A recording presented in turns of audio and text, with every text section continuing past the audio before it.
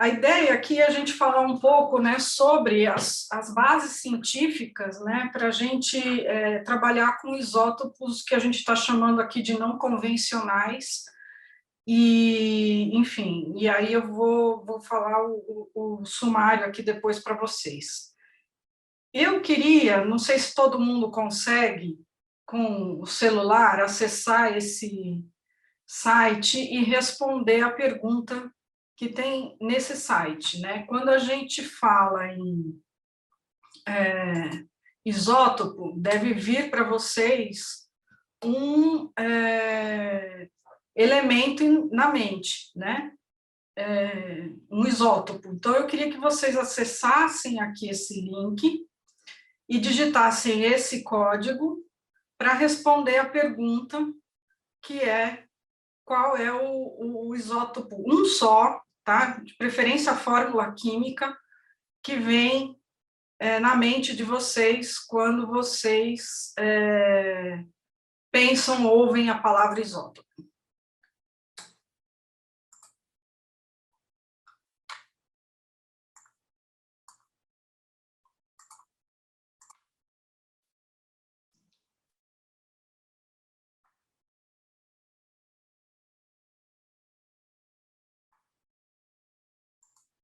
Eu não sei se as pessoas estão conseguindo... Eu já respondi lá. Opa, então tá.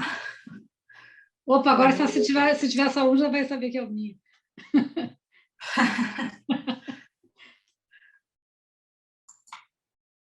Eu gosto de fazer essa pergunta, eu faço em todas as aulas que eu dou, todos os cursos, porque a gente sempre... os alunos, às vezes, chegam com uma ideia na cabeça que não é exatamente aquela, né? Bacana essa coisa interativa mesmo. E eu tenho que confessar que eu também fico até nervosa às vezes, né? Porque quando a gente está falando de isótopos para os alunos e tempo geológico, né? Sempre eles vêm com um isótopo primeiro, né? Exato. Temos...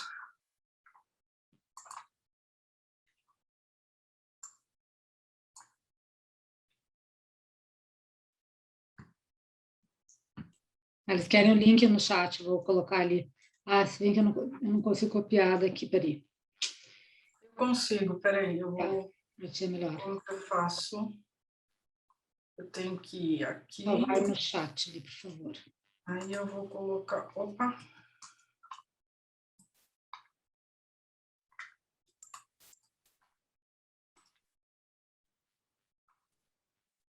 Estou com um monte de coisa aberta e eu não consigo sair. Eu sei bem como é que é. É terrível, porque ele fica em tela cheia, né? Para sair da tela cheia, não é muito fácil, fica um canto lá em cima que tu sai. Pronto, agora colei o link aí no chat.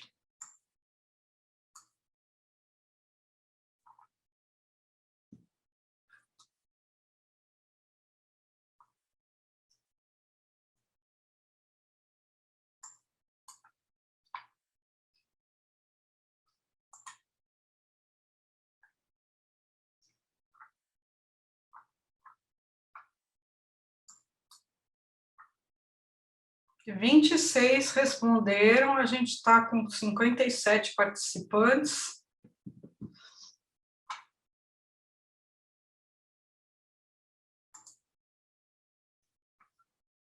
Eu interrompi o compartilhamento.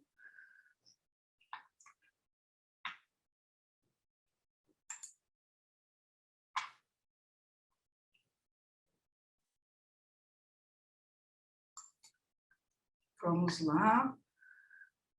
A Laura tá falando que ela entrou agora, estava com dificuldade. Eu não sei se é no questionário ou se é no mini curso aqui. Eu Mas acho, a gente... acho que é no questionário, no link, talvez. O questionário está aqui, ó. O link está aqui. Não é um questionário, é só uma pergunta. Qual é o isótopo que vem na mente de vocês quando vocês ouvem essa palavra isótopo, né? Acho que todo mundo aqui pensa em um isótopo preferencialmente. A Gisele disse que não está aparecendo as mensagens do chat para mim. Bate-papo. Você tem que, quando você leva o mouse para baixo do vídeo, ou para cima, não sei onde está no seu, tem um balãozinho, bate-papo, aí vai aparecer o chat. Então, aproveitando, tem 2 balõezinhos, vou aproveitar, Veridiana, desculpa te interromper, mas tem 2 balõezinhos, tem o chat e tem o Q e A, que é ali que vocês coloquem, por favor, só as perguntas, tá? Para que eu vou passar depois para a Veridiana, ou que ela mesma pode ler ali, depois a gente vê o que ela achar melhor, legal. E aí já responder, tá? Então, as perguntas todas no Questions and Answers e outras informações ali no chat, por gentileza. Tá legal. A Gisele disse só aparece as dela. Será que quando eu colei o link você não viu, Gisele?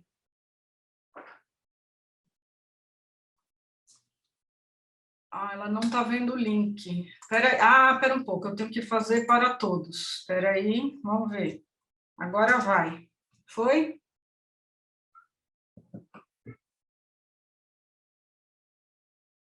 Eu esqueci de mudar aqui, que eu tinha que colocar para todos.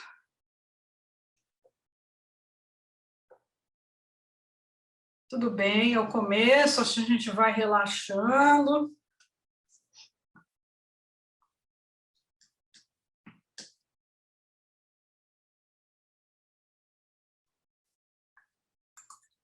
Mais uns 2 minutinhos.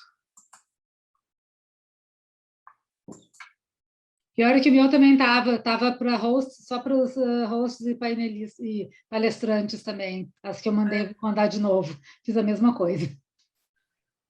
33.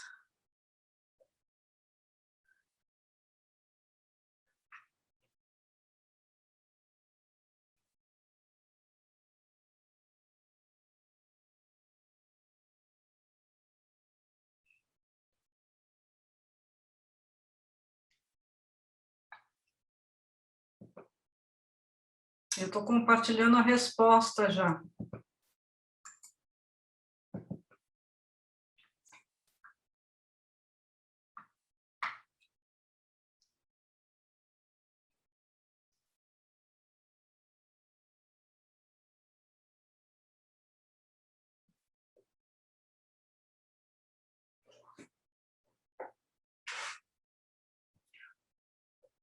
Vamos lá.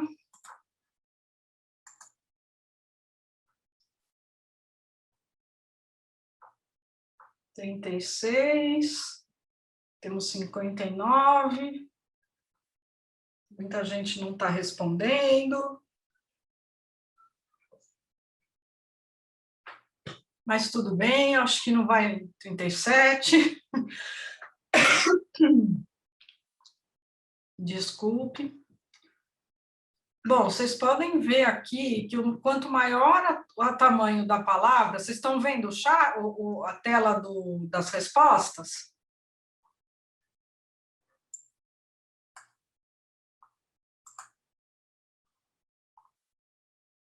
Sim. Então, quanto maior a palavra, mais vezes ela foi colocada, né? Ela foi mencionada. Então, o elemento químico, né, que aparece em primeiro lugar aqui é o carbono, né? Então, é o carbono que veio primeiro para todos. Alguns ainda colocaram a massa ali do carbono 13, a massa do carbono 14, mas basicamente o carbono foi o que mais apareceu aqui, né? Apareceu o chumbo mais que o oxigênio, né? Aparentemente, não que tem, né? A palavra está maior, apareceu nitrogênio, hidrogênio, né? O deutério, oxigênio 16, né?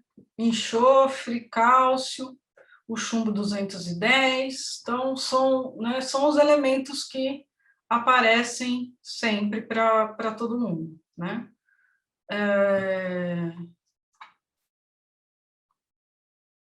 vai mudando isso aqui aos poucos, mas eu vou agora fazer o compartilhamento da apresentação. Então, a gente, sempre que eu faço essa interação com as pessoas, esses são realmente os elementos que as pessoas têm mais em mente, né? Não só porque já ouviram falar, porque trabalham, ou porque é mais comum, né, de ter publicação, enfim, a gente vai falar um pouco sobre isso. Mas existem muitos outros, né, e a gente hoje vai conversar bastante sobre todos esses isótopos aqui, praticamente. Espero não repetir muitas coisas que os outros professores vão falar ou já falaram, né, o professor Martinelli falou de manhã, mas, enfim, vamos aqui continuar. Então, a ideia é eu fazer uma breve apresentação do meu grupo de pesquisa, depois eu vou definir, né, os nomes que a gente ouve, né, sobre isótopos, né, estáveis, radiogênicos, isótopos ambientais, tradicionais e não tradicionais, convencionais e não convencionais. Vou também mostrar uns gráficos de uma pesquisa que eu fiz na base Scopus, e vou falar da importância, né, da gente estar estudando os isótopos. Essa é a primeira parte. A segunda parte vai ser sobre fundamentos científicos, né?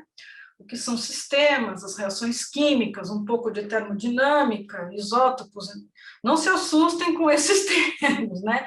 Eu espero fazer uma coisa bem tranquila. Isótopos em reações químicas, vou falar de fracionamento isotópico, depois eu vou falar sobre as análises e a amostragem, né, relacionada a sistemas isotópicos, né?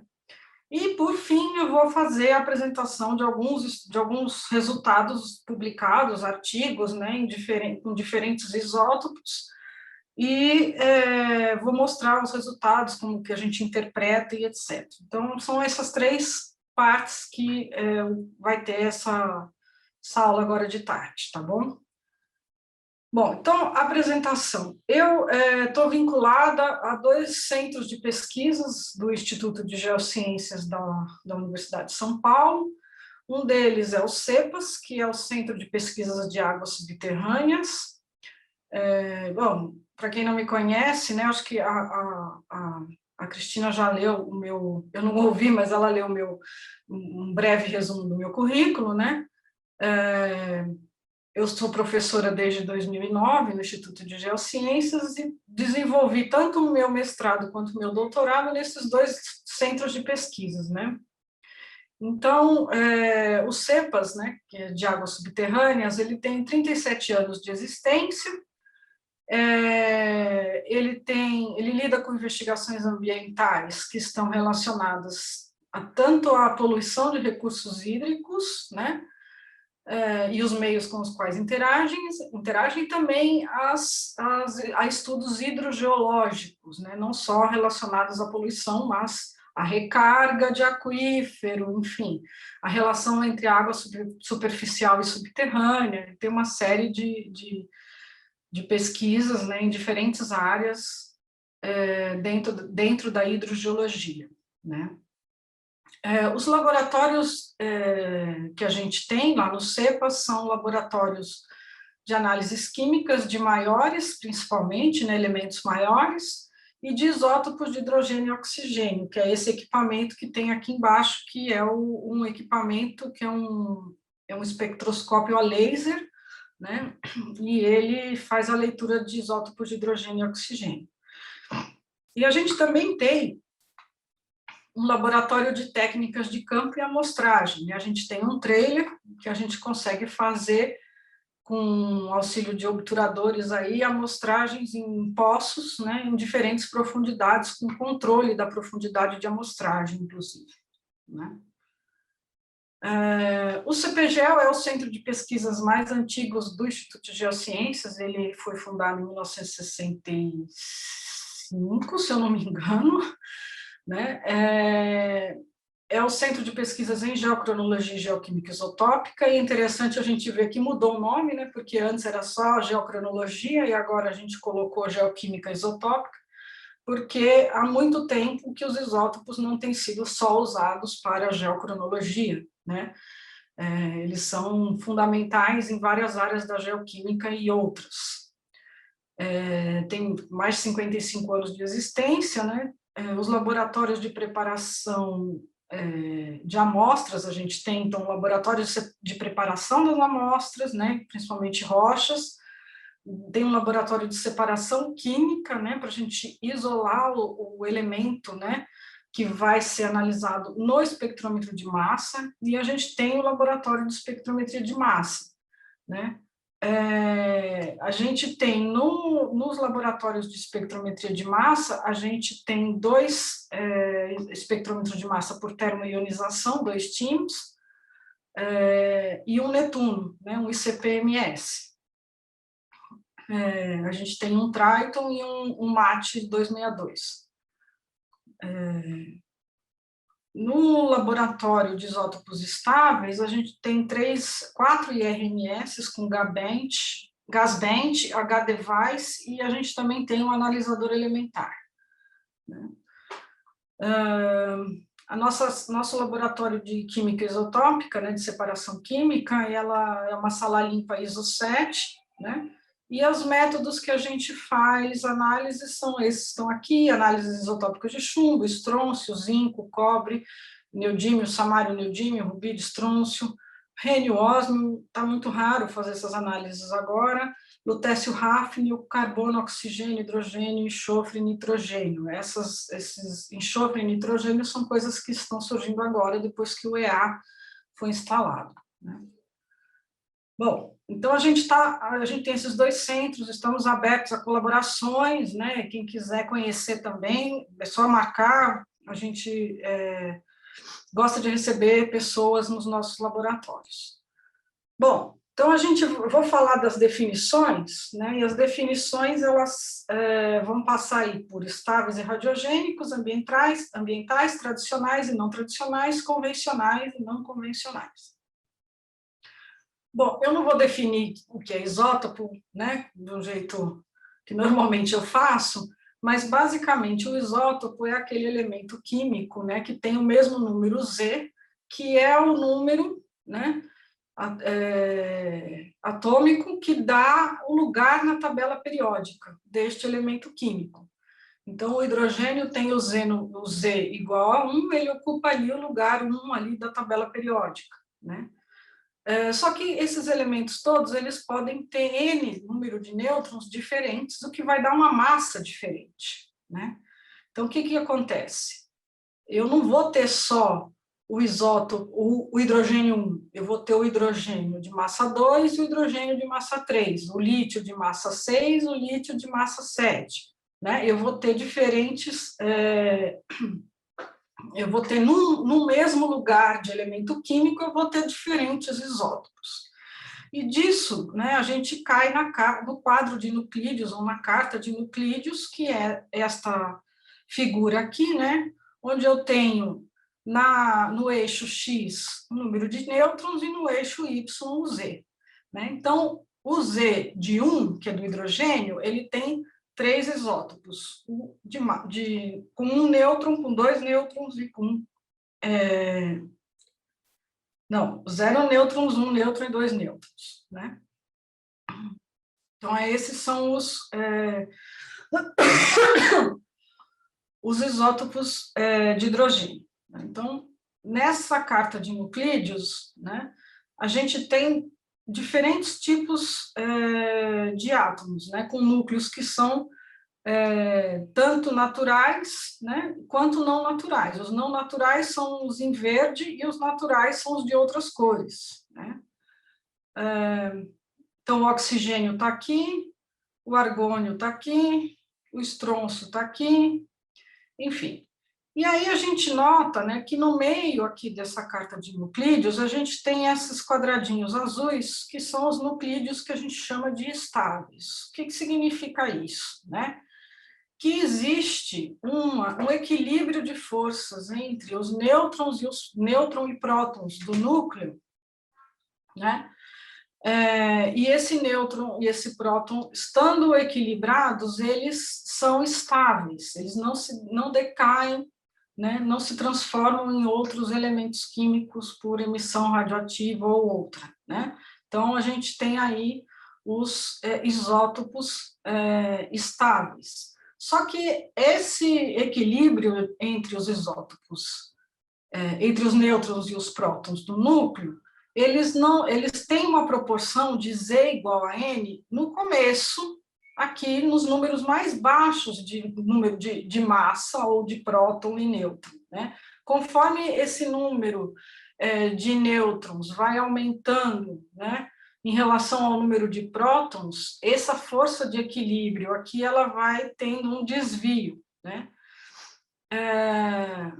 E aí a gente vai ter essa outra figura aqui que mostra, né, que nessa parte inferior aqui, não sei se vocês estão vendo o meu mouse, deixa eu ver aqui, peraí, cor do laser, apontador laser. Aqui, né, nessa parte inferior, eu tenho, então, a proporção que predomina aqui é 1:1. E conforme vou aumentando o número de nêutrons em relação ao número de prótons, né, essa proporção pode chegar até 1:1,5, como no caso dos isótopos de chumbo, né, e os isótopos de estrôncio. Também estão aqui por volta de 1,3, 1:1,3, né. Então, a gente tem aqui os isótopos estáveis leves, né, que estão aqui nessa região, e aqui para cá, nesse outro quadrado, né, a gente tem os isótopos estáveis pesados. Outra coisa muito importante que aconteceu é que essa carta de nuclídeos, ela nem sempre foi assim no tempo de vida humana, né? A gente tem aqui, em 1935, isso era o que a gente conhecia de isótopos e elementos químicos, né? Conforme os equipamentos vão ficando mais robustos e mais precisos e mais potentes, né? A gente tem um salto na quantidade de quadradinhos que a gente consegue identificar os isótopos, né, os elementos químicos, os isótopos dos elementos químicos, né? Então, em 2015, a gente tem aqui uma carta de nuclídeos com bastante elementos já definidos e conhecidos, né?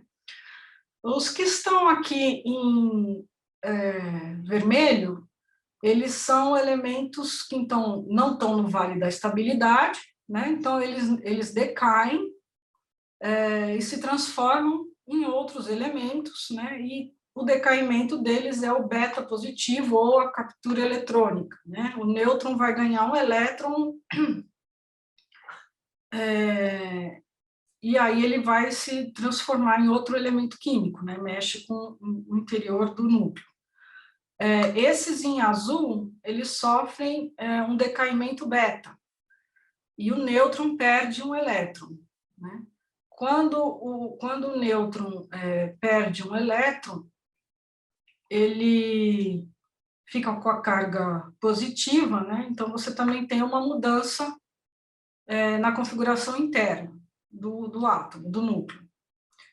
E nesse caso dos quadradinhos amarelos, a gente tem o decaimento alfa, né? Que é como se o átomo tivesse perdendo o equivalente a um átomo de hélio. Então, basicamente, são esses três tipos de decaimento, e no meio deles a gente tem aí os elementos estáveis, né? Sendo que eles vão rareando conforme a gente vai ficando com proporções muito maiores aí de nêutrons para prótons. Bom, os isótopos estáveis tradicionais, né, são esses aqui em roxo, né, que é o que mais apareceu ali quando vocês responderam aquele questionário, né, aquele quiz, né. o hidrogênio, o carbono, o nitrogênio, o oxigênio, o enxofre, né? Esses elementos também são elementos que têm ocorrência, são de ocorrência natural, e são encontrados também em abundância no ambiente, né? São também elementos principais, tanto nos sistemas hidrológicos, geológicos e biológicos, né? E podem ser tanto estáveis quanto radiogênicos. Eu tenho o trítio, eu tenho o carbono 14, né? Então, eu tenho outros tipos. E aí, nesse caso, eles não são isótopos estáveis tradicionais, eles são os isótopos que a gente chama isótopos ambientais. Então, a diferença entre isótopos ambientais e isótopos estáveis tradicionais é que os isótopos ambientais, eles incluem aqui os isótopos radiogênicos, né? O trítio e o carbono 14, por exemplo, né? E aí, a gente teve, com o avanço dos espectrômetros de massa, né? Já no final da década de 90, foi possível os equipamentos começarem a detectar os isótopos estáveis de elementos de massas maiores e menos abundantes, né? Até o final da década de 90, se acreditava que não existia fracionamento, por exemplo, do ferro, né? Ou seja, não existia, que o ferro ele não se concentrava diferentemente no lado da reação de acordo com a sua massa, né? Ele se comportava diferente, mais parecido com os isótopos radiogênicos mais pesados, né? Isso eu vou entrar em detalhe mais para frente.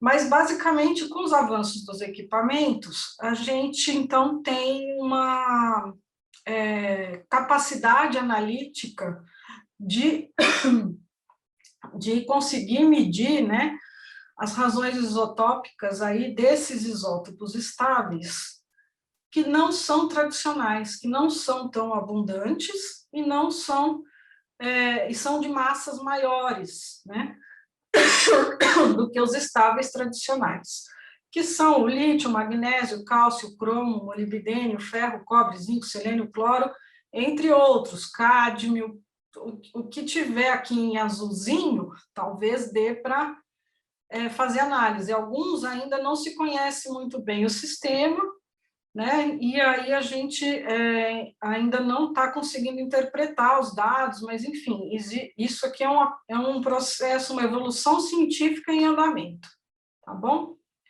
Então, a gente definiu esses isótopos ambientais, estáveis tradicionais e estáveis não tradicionais. Esse termo estáveis não tradicionais para esses isótopos desses metais, né, desses elementos um pouco mais pesados do que os ambientais, a gente foi criado nesse livro, né, que foi lançado pela essa Reviews in Mineralogy and Geochemistry, né? E eles que cunharam, né, os autores aqui, o Clark, o Brian, o Johnson, o Bird e o Albared, né, cunharam esse termo de isótopos estáveis não tradicionais para esses outros elementos, né? Bom, e aí o que acontece, né, quando a gente está falando desses isótopos? Então, eu tenho, num primeiro momento, né, com abundância, com bastante já consagrado e bastante já conhecido e de diversas aplicações, os isótopos estáveis tradicionais, né, já consagrados, hidrogênio, oxigênio, nitrogênio. Então, a gente está falando desta faixa aqui. Já no segundo momento, né, a partir dos anos 2000, a gente tem um avanço, né, dessas análises de isótopos estáveis para esses isótopos estáveis mais pesados, com essa proporção de Z para N maior que 1:1. Né? A gente está falando dessa parte aqui, dessa carta de nuclídeos. Né? E aí eu tenho os isótopos que são usados para as análises geocronológicas, né, que vêm ou começam, né, a serem utilizados junto com esses, mas para outros fins, né, que são os de datação, que é o chumbo e é o estronço, a gente tem, né, com a peculiaridade, né, que eles têm uma diferença, né, para esses outros aqui, que a gente vai falar mais para frente, né, que está relacionado ao fracionamento isotópico, nas reações que ocorrem na superfície do planeta. Este grupo tem fracionamento e este grupo, por enquanto, a gente não identifica este fracionamento, né? Bom, então, faltou agora a gente falar do termo convencional e o não convencional, né? Então, o que a gente está chamando de convencional e não convencional? Isso está relacionado à abordagem, né? A metodologia e a aplicação. Então, a gente está falando aqui de uma abordagem que pode ser não convencional, então, quando a gente está falando aí, né, de utilizar isótopos que são já tradicionalmente utilizados em determinadas áreas, né, e que agora estão sendo aplicados a outras áreas com uma nova maneira de interpretação, né? Estamos falando da metodologia, como, por exemplo, quando a gente está falando aí de metodologias que são específicas, né, como no caso dos compound, são análises de compostos, análise isotópica de compostos específicos, que é o Compound Specific Isotope Analysis, né, o CSIA, que é você conseguir fazer a análise dos isótopos que a gente já tem como tradicional, que é o carbono, o enxofre, o nitrogênio, em compostos específicos, né? Ou seja, a gente consegue separar os orgânicos, né, que acontecem numa área, por exemplo, os cloreto de vinila, que acontece junto com PCE, TCE, que são, né, todos esses outros compostos orgânicos, a gente separa esses compostos em cromatógrafos e analisa o isótopo de cada um.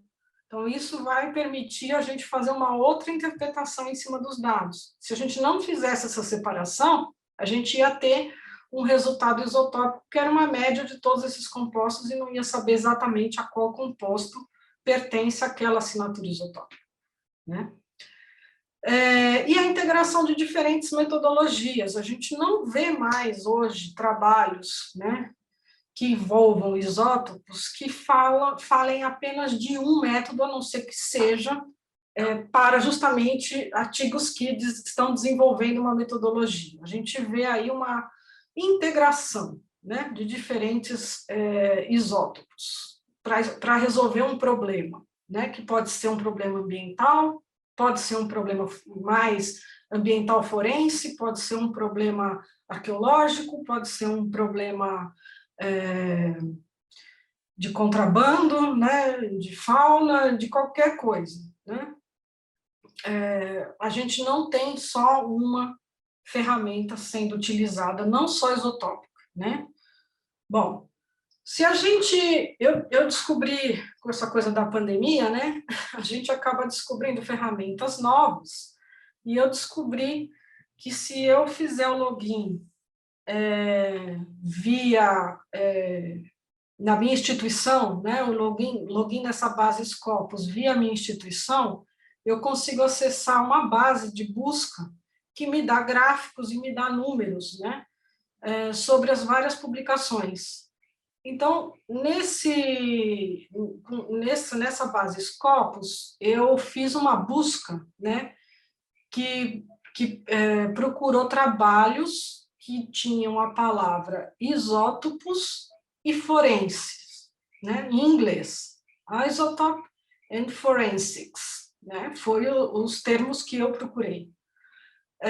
E aí eu tive, por volta de 1.000 e poucos, né, trabalhos com diferentes isótopos. Isso, trabalhos que foram publicados desde 1964 até 2021, tá?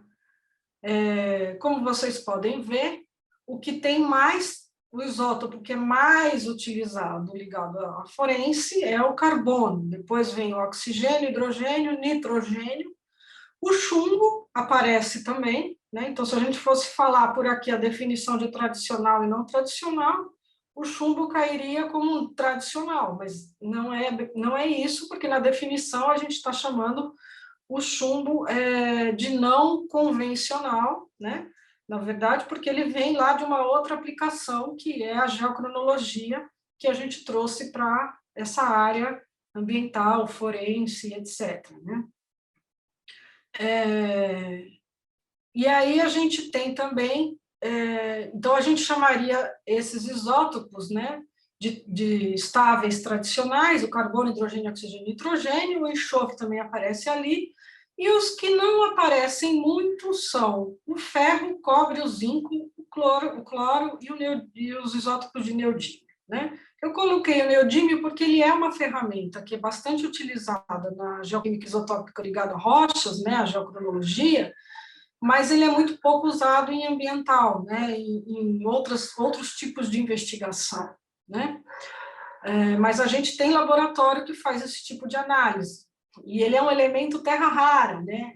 Como o próprio nome diz, né? Ele ocorre como traço, ele é raro, né? É mais difícil de quantificar, mas existem pessoas trabalhando com esses isótopos aí em amostras de água, por exemplo, né? Bom, aí a gente tem, então, são elementos que não apareceram lá no questionário, que são esses ditos não tradicionais, né? Que é o ferro, o cobre e o zinco. E o cloro, né, é uma coisa mais recente também, então, ele também é considerado não tradicional, e as definições que eu apresentei para vocês acabam se refletindo um pouco nas publicações, então, para vocês terem isso é bom para vocês terem uma ideia que existe um campo científico em desenvolvimento, né, esse dos isótopos, e que existe toda uma tabela periódica aí para ser explorada e, às vezes, até desenvolvida, para aqueles que pensam, nossa, eu gostaria de trabalhar com isso, em que eu poderia trabalhar, enfim, como que eu posso fazer pesquisa nessa área. Então, existe aí um campo, né, bastante amplo, que pode ser explorado, não está muito explorado, não tem muitas publicações, então isso é uma coisa que é importante também, tá?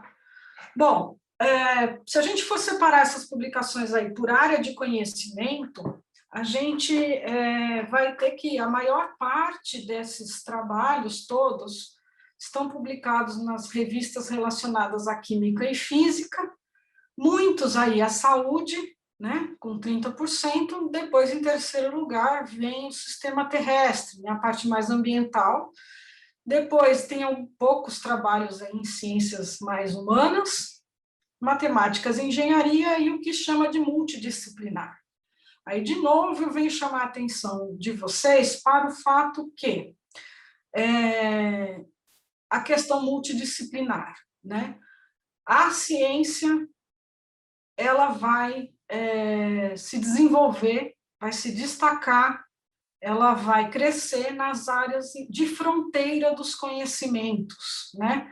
Então, a gente pode ver aí que a gente tem, né, muitos trabalhos isotópicos ligados às áreas clássicas, né, de química e física e saúde, né, pelo interesse, e pouco aplicado a outras áreas que não exatamente as fundamentais, né, as áreas de química e física, né? A gente tem pouca aplicação, menos trabalhos na área forense, né, ligadas a essas outras áreas, pensando numa multidisciplinaridade ou interdisciplinaridade. Então, de novo, são áreas onde a ciência vai se desenvolver, né? São nessas áreas de fronteira do conhecimento. Então, eu gosto de trazer essas pesquisas aí, porque dá uma perspectiva, né? E ajuda muito a gente a fazer a justificativa dos nossos projetos, né? A importância, marcar, porque ele é inédito, né? Ou não, enfim, né? As perguntas que a gente vai responder, onde é que estão. Então, isso também é faz parte do desenvolvimento científico de qualquer projeto, de qualquer estudo, né? Bom, então, a sua importância, né, para a gente fechar esse primeiro bloco. Os isótopos, eles são ferramentas modernas, né, que podem preencher lacunas do conhecimento e responder sobre a origem ou a história de um elemento, em termos da sua existência em determinado ambiente, né, em determinado material. Também é importante porque eles ajudam a fomentar o desenvolvimento, né, das exigências e práticas legais que são baseados em ferramentas modernas, né? Então, quando a gente fala dos isótopos, aplicar isótopos, né, em diferentes áreas do conhecimento, e como eles têm um respaldo científico, né, o seu resultado é aquele, eu consigo até orientar o poder público em algumas exigências que ele deve ter em algumas circunstâncias, e também as exigências legais, né, e práticas que têm que ser feitas em determinados casos, por exemplo, de contaminação ambiental, né. A gente aproximar aí as políticas públicas ou, né, o fazer o social, né, com as ferramentas científicas mais modernas, né. Também eles permitem a gente integrar os diferentes arcabouços que existem, né. Então, a gente sai daquela preocupação, por exemplo, que a geoquímica sempre teve, né, de identificar um contaminante ou aquilo dentro de determinada arcabouço, né, geoquímico, da rocha, ou da água, ou do sedimento, etc., ele permite que a gente trace e consiga integrar melhor as reações que estão acontecendo e que relacionam e que integram esses diferentes arcabouços, né? Então, a água subterrânea que está reagindo com a rocha, que está reagindo com a água de chuva, misturando com a água de chuva, que está chegando na drenagem, isso tudo, às vezes, só a equação química não responde várias coisas, né? Porque H2O é H2O. Mas a gente consegue, com os isótopos, entender quanto que vem de cada um desses arcabouços para aquele que a gente está querendo, que a gente está investigando. Tá?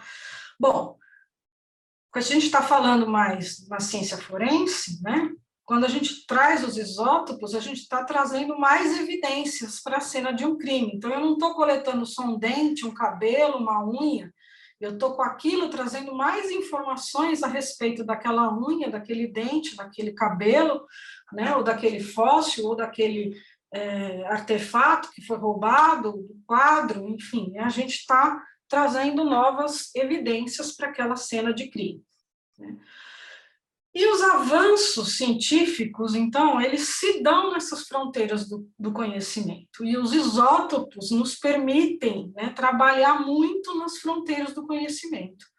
É uma ciência de ponta. Então, eu espero que com isso, né, eu convença quem ainda está na dúvida, né, de que isótopo é tudo de bom.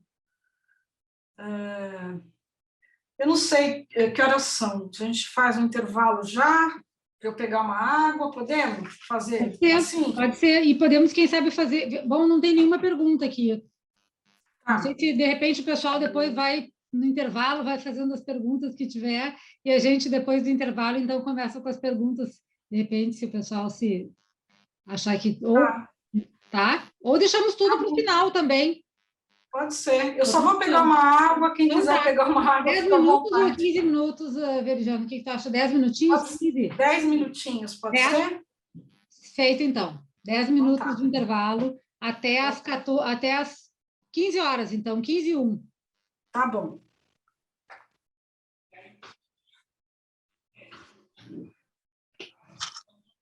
Tudo bem. Estamos voltando. Posso ler a pergunta da Tânia? Eu acho que já podemos começar, sim. Tá tudo contigo aí, então. Espero que a Tânia esteja aí já. Bom, a Tânia está perguntando, né, se na estrutura do laboratório que a gente tem lá na USP é possível realizar análise com isótopo de carbono para folhas de papel com o IRMS. E caso contenham tintas, conseguimos realizar uma separação?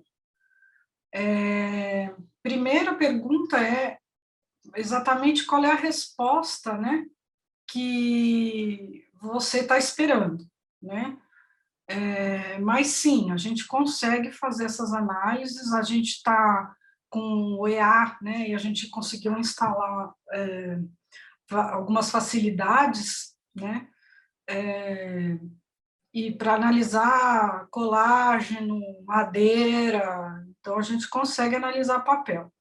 Agora, uma coisa que precisa ver, eu não trabalhei com isso ainda, é a quantidade de material que é necessária, né, para a gente fazer essas análises em papel, e para que você está querendo saber esses isótopos, né, que é o carbono 13 e o 12, né, o carbono 14, que é para datação, a gente não faz. Eu acho que o único laboratório que está fazendo essas análises no Brasil ligado à universidade é o laboratório do professor Pecenda, no Sena, em Piracicaba, né? E então a gente faz o delta, né, a assinatura isotópica de carbono 13, que expressa, né, a razão isotópica de carbono 13 por carbono 12. E isso ele pode te dar uma resposta, talvez, diferenciar papéis, de repente, né? Com relação à tinta, a gente tem trabalhos publicados, eu não, mas existem trabalhos publicados, né, de isótopos, eu vou até mostrar um gráfico, isótopos de chumbo, para diferenciar pigmentos numa pintura, né? Então, dependendo da tinta, né, e dependendo do material, uma coisa que acontece é que geralmente esses processos analíticos, eles são destrutivos, então se não pode destruir também o material, né, aí fica um pouco mais complicado. Então, tem que procurar outras alternativas.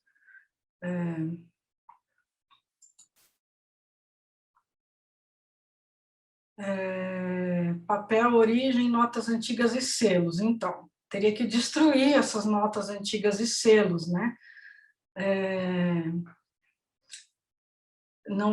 Realmente não dá para fazer, tá? Agora, essa semana eu estava vendo um artigo também de um pessoal da França com o pessoal da Austrália que estava estudando dentes e não podia ser destrutivo. E eles usaram isótopos de chumbo em uma análise com o XIRIMP, que é um equipamento que a gente também tem na USP, é o único da América Latina, e ele é muito menos destrutivo do que os outros e consegue fazer análise isotópica, né? Mas tem que ter um feixe específico para fazer essa extração dos íons. Eu não sei como seria isso em papel, tá? Bom, vamos agora, depois a gente pode conversar mais sobre isso, tá? Mas vamos lá. Então, vamos falar sobre os fundamentos científicos, né? Fundamentos científicos da parte dos isótopos. Muito bem. Para a gente estudar isótopos, né, e como que eles se comportam, entender um pouco como que eles se distribuem, como que a gente pode interpretar os resultados que a gente vai obter, a gente tem que ter alguns conhecimentos, principalmente aí da química ou da fisicoquímica, né? Então, a gente está falando aqui de conceitos ligados a sistemas e conceito ligado a reações químicas, né? Então, eu vou dar um exemplo aqui, né? Quando a gente está falando de um sistema, de uma reação química, né? Um lago, por exemplo, a água da geladeira, enfim, a gente está falando aqui de vários processos e reações químicas que estão acontecendo na superfície, elas podem acontecer em um ambiente, um sistema que está aberto, né? Ou seja, que nem essa primeira xícara de café aqui, né? Ela ela é aberta, né? Ela tá perdendo calor para fora, e ela pode estar recebendo mais café, ou leite, ou açúcar, então ele também está aberto para calor e matéria, né? Se eu colocar um pires em cima aqui da xícara, ele vai estar fechado, ele não vai receber matéria, mas ele vai perder calor, né? Aqui, conforme o ambiente está mais frio em volta, vai perder calor para fora. Então, ele é um sistema fechado. No caso de uma garrafa térmica, né, boa, de qualidade, o meu café lá dentro, ele não vai perder nem calor e nem matéria, né? Então, ele é um sistema isolado. Então, as reações químicas que ocorrem, né, que a gente estuda, né, que a gente precisa entender para interpretar os resultados isotópicos, elas podem acontecer nesses três sistemas. Na natureza, a gente quase nunca tem um sistema isolado, né? A gente pode ter, às vezes, fechado, mas geralmente é um sistema mais aberto. Bom, e as reações químicas, né? Então, as reações químicas, elas vão acontecer aí quando tem um rearranjo, né, dessas substâncias de acordo com o nível de energia em que elas estão sendo submetidas, né, que elas se encontram. Então, a gente tem aí a água e o gelo, então a água se transforma em gelo, o gelo se transforma em água, né? Então, eu tenho aí algumas reações, é uma reação, né, que acontece em duas direções. Agora, quando eu tenho aqui o ovo, né, cru e o ovo frito, né, são reações químicas que estão acontecendo em uma única direção. Eu não consigo fazer voltar o ovo que está frito para o ovo cru, né? E o diamante e o grafite, né? Eu também, né, um elemento químico é o carbono, né? E aconteceu uma reação química, uma mudança, né, que precisou ter um rearranjo, né, dos cristais aqui, porque eu tenho uma condição aí de energia no entorno que é diferente daquela da grafite. Bom, basicamente, vocês já devem ter visto isso, mas basicamente é interessante a gente trazer essa discussão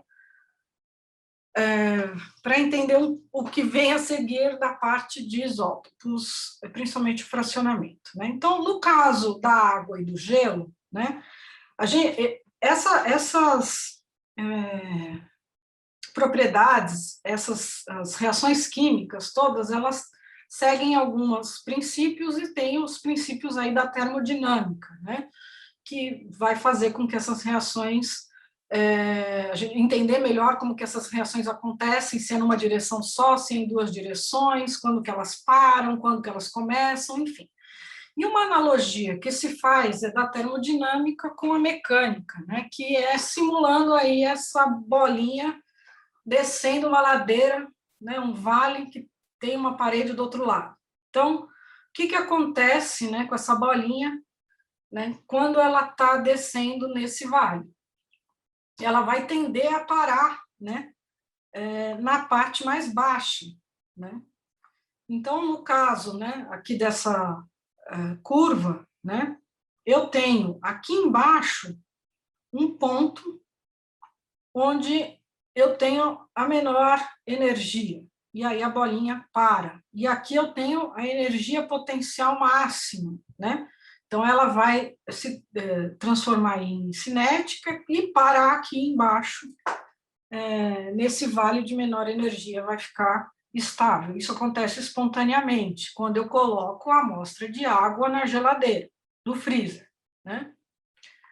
Quando eu coloco sal, né, o NaCl, em água, esses íons aqui eles vão se dissociar, e a forma mais estável, quando está em contato com a água, então aqui eu já estou colocando um outro componente, não é só uma molécula, um tipo de molécula, né, são dois. Também vou ter a forma mais estável dela, desse sal, ele vai acontecer quando esse sal está em solução, né? Escureceu aqui para mim. Bom, existem reações, né, que podem acontecer e não tem só um estado mais estável, né? Pode ter dois estados estáveis. Então, no caso do diamante, por exemplo, o estado estável do diamante ele é com energia mais alta do que o estado da grafite, né? Então, a gente tem essa diferença aqui. Então, isso é importante para a gente entender a questão do comportamento dos isótopos quando este movimento da bolinha está acontecendo. Tá? Bom, e aí eu tenho a questão do equilíbrio, né? Um sistema em equilíbrio não apresenta mudanças de suas propriedades, que é composição e estrutura, com o tempo, né? E um sistema em equilíbrio tende a retornar ao estado de equilíbrio depois de ser perturbado por alterações em alguns parâmetros, como pressão, temperatura e composição. Então, o exemplo aqui é, de novo, o carbono e a grafite. Se eu tenho um cristal o diamante e a grafite, né, se eu tenho um cristal de grafite e um de diamante, e eu tiro eles, né, da minha estante aqui de colecionadora, que eu tenho um monte, né, não tenho diamante, só grafite. A gente esquenta um pouco, né, e depois põe de volta na prateleira, eles vão procurar voltar ao seu equilíbrio de novo com o entorno deles, que é uma temperatura mais baixa, e nada vai acontecer em termos de composição ou estrutura, né, nessas condições aí da superfície, que a gente está fazendo um teste. Bom, e aí existem diferentes tipos de equilíbrio, né, relacionados justamente a essas mudanças de estado ou nesse percurso aí que essa bolinha mecânica vai percorrer, né? Então, eu tenho, né? Quando eu tenho dois tipos, né? Dois vales aqui nesta minha curva, eu tenho dois campos onde a minha bolinha vai parar, um aqui embaixo e outro aqui em cima, né? Quando eu estou no mais baixo, no energia mais baixo, eu estou no equilíbrio estável, né? Ou seja, essa reação ela está em equilíbrio e se acontecer qualquer mudança nos seus parâmetros, ele vai voltar a esse estado, é o preferencial dessas substâncias aí estável, né? Quando eu estou, a minha bolinha está parada aqui, num nível mais alto de energia, né? Significa que ela está estável nessa circunstância, mas que dependendo da alteração que ela sofrer, ela pode atingir um outro equilíbrio mais estável. E aí, nesse caso, esse equilíbrio aqui nesse patamar mais alto, é chamado de equilíbrio meta-estável. A bolinha, quando ela não está, né, em equilíbrio, ela é chamada, uma situação instável. E eu tenho também um termo estranho, mas é o equilíbrio instável, que é essa bolinha que está justamente entre esses dois vales, né? Eu tenho aqui, esta bolinha pode ir tanto para um lado quanto para o outro, e pode estar parada. Então, por enquanto, ela está num equilíbrio que se chama instável, né?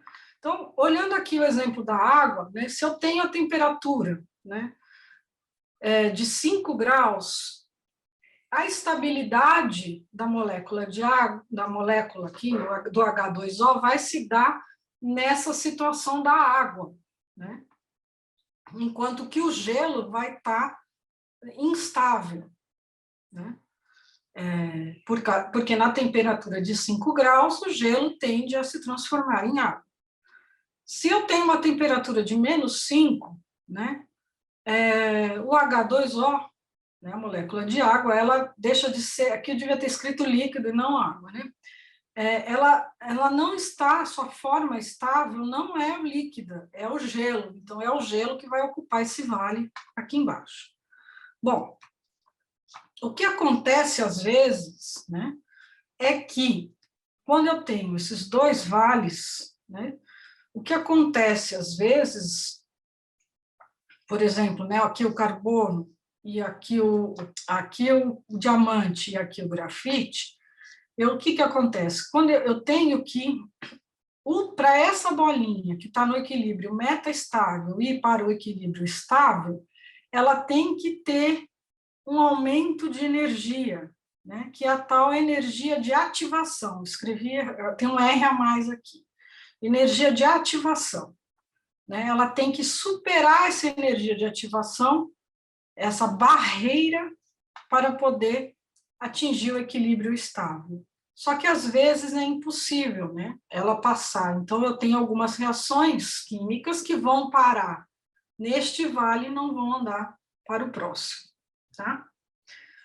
Bom, vamos falar, então, da questão do diamante e da grafite. Né? Então, o diamante ele vai ocorrer nesse estado de energia mais alto do que a grafite. Né? Eu consigo... não consigo reverter o diamante em grafite, ele não consegue passar essa alta energia de ativação. Tá? Isso tudo é um pouco uma simplificação para a gente poder entender como é que funciona a questão dos isótopos, tá, gente? Bom, quando eu tenho misturas, por exemplo, né, e esse tipo, né, uma reação química que acontece, que eu vou ter energias e trocas de energias, né, eu vou ter, por exemplo, no caso do corindon, né, do corindon, que é a L2O3, ele é estável neste patamar de energia mais elevado, e daqui ele não vai sair. Só que se ele tiver em contato com a água, e depende da quantidade de tempo, né, eu posso ultrapassar esta barreira, né, da energia de ativação e transformá-lo em gipsita, que é um óxido de alumínio hidratado, e ele vai se encontrar nesse outro estado estável aqui embaixo. Tá? Bom, então, a gente aqui está vendo, né, que temos substâncias simples, temos misturas, né, que estão sofrendo reações químicas, que podem deslocar, né, para um lado ou para o outro desta reação química, e que também tem relação com essa estabilidade que se procura na sua energia, que a gente chama de energia interna. Tá? Bom, isso aqui é uma espécie de mapa mental, talvez, né? Mas são todas as reações químicas que acontecem no sistema terrestre. Está relacionado aí ao ciclo geoquímico de maneira global. Então, a gente tem os ambientes ligados à crosta, tanto oceânica quanto continental e do manto, que são ambientes ligados à dinâmica interna do planeta, são ambientes que também têm altas temperaturas, e as reações que acontecem aqui são a fusão, né, o manto funde, forma a crosta, né, tem mais uma flecha dos dois lados. Eu posso ter, né, processos de subducção, né, então aí na subducção eu vou ter a mudança de estado também, né, e eu posso ter os processos de vulcanismo, que vai gerar crosta continental, e tenho a tectônica aí provocando um soerguimento também dessas rochas, que vão tirar, né, as rochas do seu ambiente original de formação, onde elas já se encontravam em equilíbrio, né, de acordo com a pressão e a temperatura que tinha, nas quais elas foram geradas. Né? Então, elas vão vir para uma situação, né, quando a gente está falando aqui de soerguimento, elas vão vir para uma situação que eu tenho temperaturas mais baixas, eu tenho pressão mais baixas, e aí eu posso, né, provocar a mudança de várias composições minerais, de água, enfim, eu posso ter aí várias reações químicas acontecendo que vão modificar os componentes que foram gerados lá nas altas temperaturas, né? Então, eu estou falando aqui eu posso ter evapotranspiração, precipitação, intemperismo, precipitação e diagênese, circulação hidrotermal, já ligada ao misto das duas esferas, a dinâmica interna e a dinâmica externa, evaporação, precipitação. Então, são todas reações, né, que vão acontecer na superfície do planeta, em condições completamente diferentes a que os elementos químicos estavam acostumados quando eles estavam nessa condição de mais alta temperatura e pressão. Tá? Aí, associado a isso, a gente ainda tem a influência antrópica, né, que pode acelerar, né, ou pode atrasar a transferência de material de um lugar para o outro, né? Então, a gente está falando aqui de sistemas, né, que têm uma energia interna que é diferente, né? Então, a gente está falando de calor, a gente está falando que essa transferência de energia, a gente está falando também de trabalho, né, que são as duas coisas importantes aqui para definir o que é a energia de um sistema, porque não é só a pressão e a temperatura que vão influenciar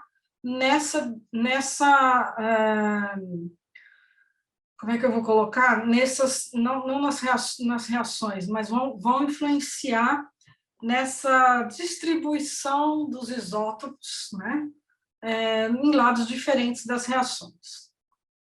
Então, a gente está aqui falando de calor e o trabalho. O trabalho é uma energia em resposta a uma força, que pode ser gravitacional, tensão, expansão, então pode ser por alívio de pressão, pode ser por pressão, né?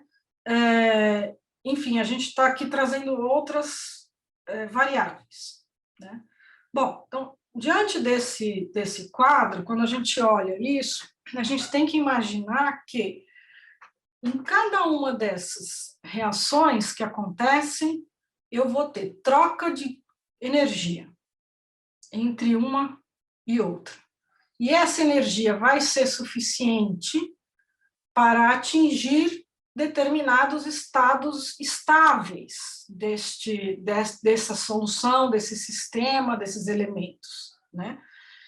Então, para cada caso que a gente está estudando, a gente tem que entender um pouco de onde está a estabilidade das coisas, né? Se a gente está estudando um lago, né, a estabilidade do cobre, do zinco, do ferro vai acontecer em determinadas condições de pressão, temperatura, EH, oxidação e etc. Então, tudo isso tem que ser levado em consideração, tá? E aí, os isótopos em reações químicas, né? Quando a gente traz a questão dos isótopos para essas reações químicas e esses vales, o que acontece é que, quando a gente tem isótopos, né, numa mesma molécula, como, por exemplo, o oxigênio 16, o 17 e o 18, numa molécula de água, né? A gente está falando aqui que cada um desses isótopos, o 16, o 17 e o 18, ele vai ter estados, né, zona de conforto ou estados de energia mínima que são diferentes. As energias mínimas necessárias para os isótopos mais leves são menores do que as energias mínimas necessárias para os isótopos pesados. Isso significa que os isótopos pesados vão ter ligações mais fortes entre si, né? Eu vou precisar de muito mais energia para separar os isótopos mais pesados do que os isótopos mais leves, certo? Então, isso aqui é fundamental para a gente entender, né, quando a gente está analisando a evaporação ou a precipitação da molécula de água, por exemplo, num aquífero, a gente tem que entender onde a gente deve esperar as assinaturas mais leves ou assinaturas mais pesadas, né? O que me diz essas informações? Então, eu preciso entender este funcionamento, tá? Bom, quando a gente fala de isótopos pesados e isótopos leves, né, a gente pode fazer uma analogia comigo, por exemplo. Antes de casar, eu pesava 45 quilos.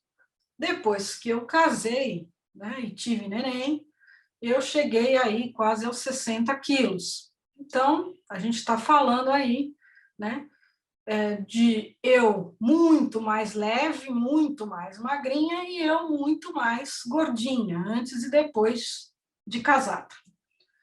Então, quando a gente está falando de isótopos, né, então o hidrogênio mais leve sou eu aqui antes de casar, o hidrogênio mais pesado sou eu aqui depois de casar.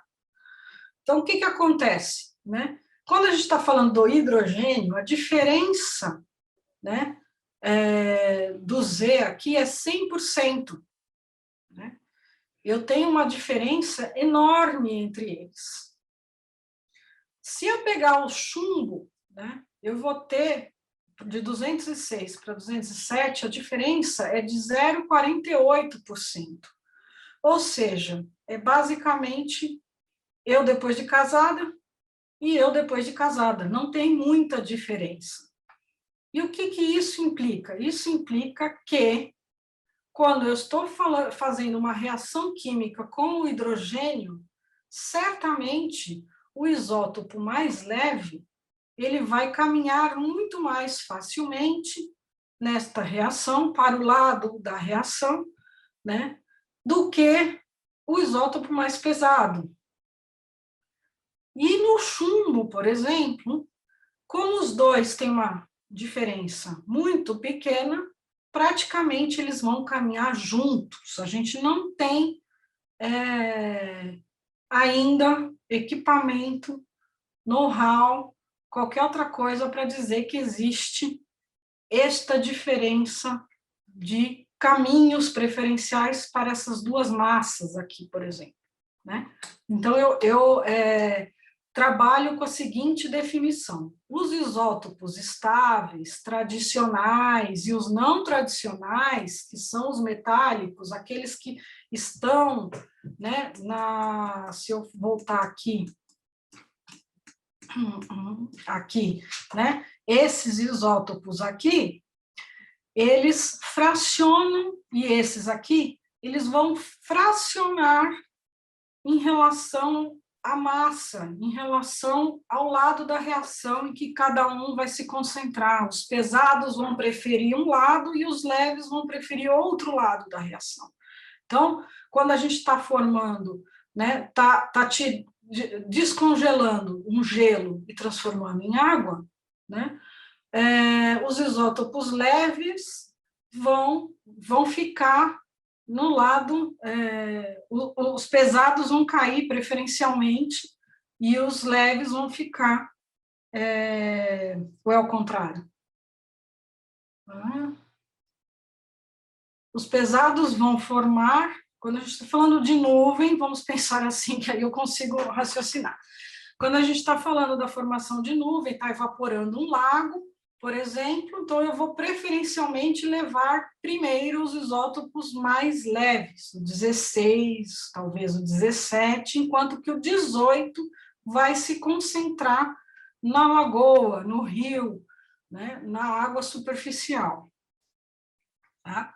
E isso vale também para esses outros isótopos aqui, que são aqueles não tradicionais, né? O cloro, o zinco, o cobre, o ferro, e outros, tá? Enquanto que para o chumbo, para o estrôncio, a gente não observa isso. O estrôncio 86 e o estrôncio 87, o chumbo 206, 207, 208, eles vão se concentrar do mesmo lado da reação. Eles caminham junto, eles não fracionam.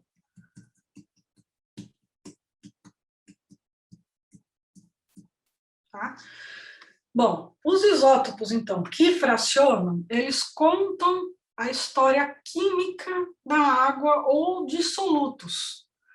Então, eu vou ter uma ideia, né, se aquela água que está ali já sofreu evaporação em algum momento, já sofreu resfriamento, já teve alguma outra, foi de água daquele poço, é de períodos onde o clima era mais frio ou mais quente, né? Tudo isso a gente tem através dos isótopos de hidrogênio e oxigênio. Os isótopos que não fracionam, como o chumbo e o estrôncio, eles vão indicar a origem, ou seja, aquele estrôncio que está na água daquele aquífero, ele provavelmente é uma mistura do estrôncio que vem da água de chuva, que vem da interação da água com os minerais das rochas pelas quais elas passam, né? E pela água que está recarregando aquele aquífero. Né? Então, a gente tem, ou outras situações. Então, a gente tem aqui a história, a origem daquela água, né? Ou a origem daquele mineral. Né?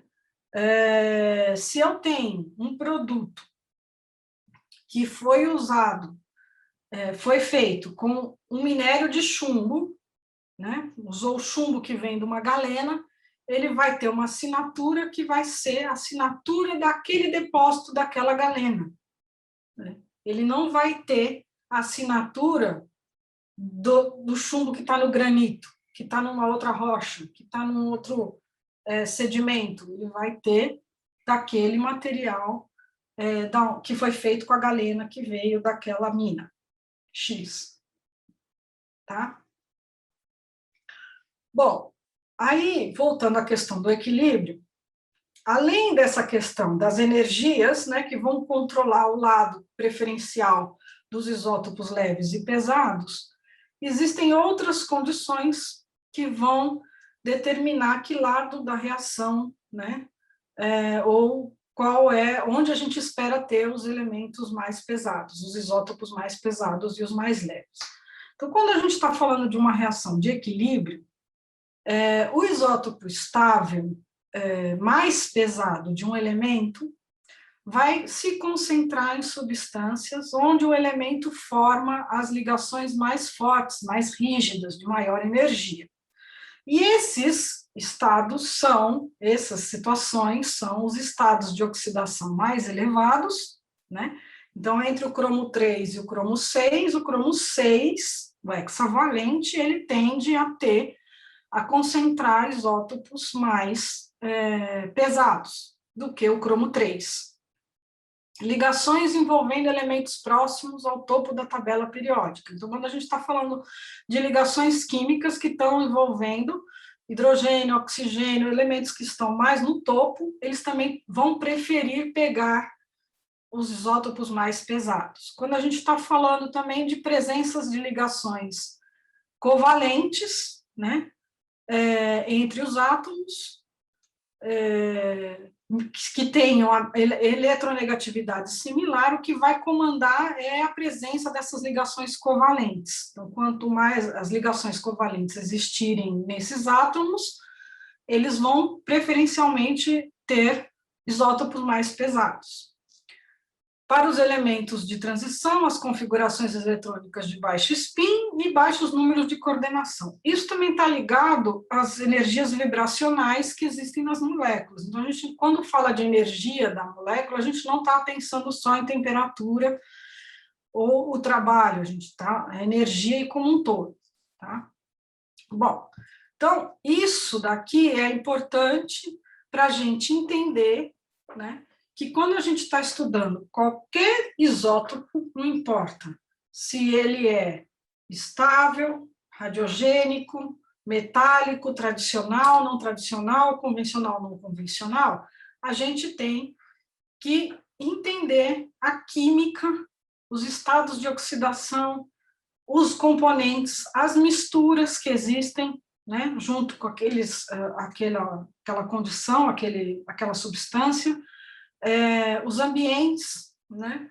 A gente tem que entender as interações, e os isótopos nos ajudam a responder essas coisas e se complementam. Né? A gente consegue contar aí E eu vou mostrar com os exemplos, espero conseguir fazer isso, mostrar para vocês como que a gente usa, então, esses dados e essas informações, tá?